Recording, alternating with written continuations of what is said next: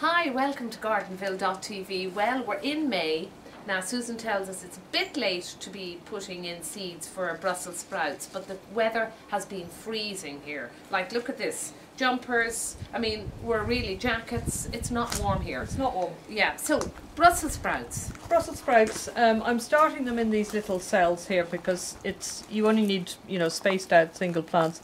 There's a tiny quantity of seed in here. So therefore we'll be a little not too generous. We'll put a couple of seeds each because I'll probably do another half dozen pots as well, just so as I have some spare. Come on, come out. There we are. We're putting about 3 or 4 seeds into each one. Yeah. Yeah. And we just cover them up lightly. That is damp compost. That is damp compost. Cover them lightly. With damp compost. With damp compost. Yeah, okay. And how deep should these seeds? Because this is a big worry with me, Susan, when I'm planting. I think sometimes I put the seeds too deep and then it seems to take months for any life to appear. A centimetre deep. Basic rule of thumb, the smaller the seed, the less you cover it. Well, that's logical. Good thinking, and I didn't know that. And I know to you that's normal. But for somebody like me and like you out there who's never done this before, that's a great tip. Yeah. Now, okay. So we've planted these seedlings. How long are we going to be like this until we get them out to the garden? I suppose it'll probably be about 4 or 5 weeks before they go out. Okay. And do we need to put these in a little greenhouse or anything? Well, I'll probably, just to keep them, because it's been pouring rain, we don't want them absolutely sodden. They'll go in the greenhouse till they germinate and I see what the weather's doing. It's cropping generally Christmas, New Year, that sort of time. Yeah, so it's quite a long thing. Yeah. And they need plenty of feeding. You need, with brassicas, which these are a brassica, little lime in the soil, well manured beforehand.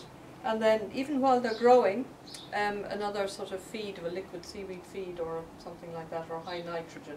Isn't that amazing? Because you just sort of go into your supermarket and you take your Brussels sprouts and you don't think much about this. This is serious growing stuff, isn't it? Oh, it's serious growing stuff, yeah. I mean, but it's fun. It is fun. Now, there's a few things I need to ask you. First of all, I was growing Brussels sprouts and one year the pigeons seemed to have a huge go and completely hoovered them up. Yeah, the pigeons love the cabbages, cauliflowers, broccoli, sprouts. They love that sort of thing, and especially if it's a cold winter and they're looking around for food.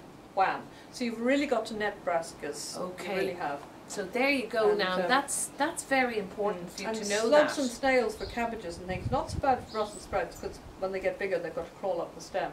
Right. But they'll blitz them at a small size. Yeah, I've had problems with the slugs and snails as well. Yeah. So you need to really mind these. It's a battle. Yeah, it is. So this constant battle. But we will solve that battle, you see. That's what we're here for. We will win. So we're going to tell you how you're going to get the Brussels sprouts from here onto the table with a delicious bit of Irish butter thrown on top. So do follow us at Gardenville. We're on Facebook, we're on Twitter.